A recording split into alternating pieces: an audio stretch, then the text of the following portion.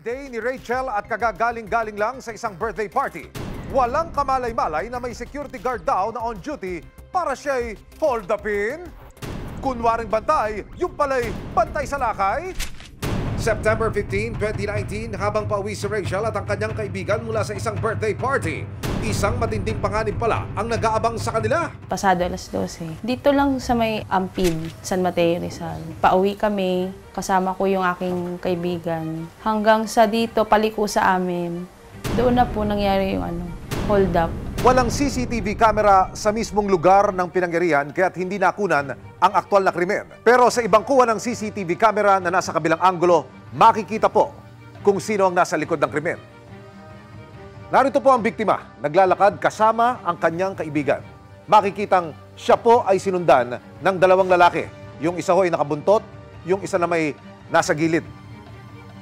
Kapansin-pansin din ang paglitaw ng tricycle na ito na mula po sa isang bahagi ng looban. Ayon sa investigasyon at ayon mismo sa biktima, ang tricycle na ito ang ginamit na getaway vehicle ng mga suspect. Galing pong trabaho, diretso po kami sa birthday ng kaibigan po namin. Pauwi kami mga around 12 po yun, or past 12. Paliko na kami dun sa may subdivision. Dun po may nag-grab po na from the back, ginrab po ako. Ang una nilang sinecure yung bibig ko na hindi ako makasigaw. Pati yung leeg ko, hindi na ako halos makalingon. Tinutok sa tagilirang ko. Doon na po ako natakot na husto. Baril o kutsilyo? Pakiramdam ko kutsilyo po kasi matulis. And then, ayun na, sinurrender ko na po yung gamit ko kasi nag-declare na sila na hold up. Yung buong bag ko po yun kinakuha nila. So yung laman po ng bag ko, since September 15 yon, buong sahod ko po nakuha nila. Aba, marunong sumakto sa payday ang mga hold-upper.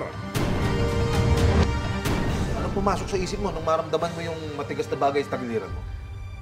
Una pong pumasok sa isip ko yung mga anak ko. Inisip ko, hindi pwedeng may mangyari sa akin masama. Kaya kung ano man yung gusto nila, bigay ko na.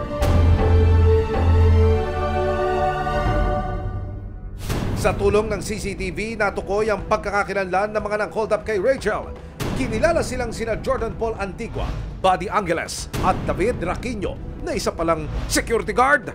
Nakulong ang tatlo pero pansamantalang nakalaya matapos magpiyansa.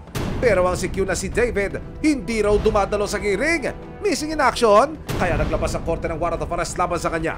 Nung lumabas yung warrant of arrest ng accused, ito kasi ay isang kaso ng robbery hold-up. Binirify namin kung ito pa'y active. So, lumabas naman na standing pa yung warrant of arrest. Pero boss, wala kang takas.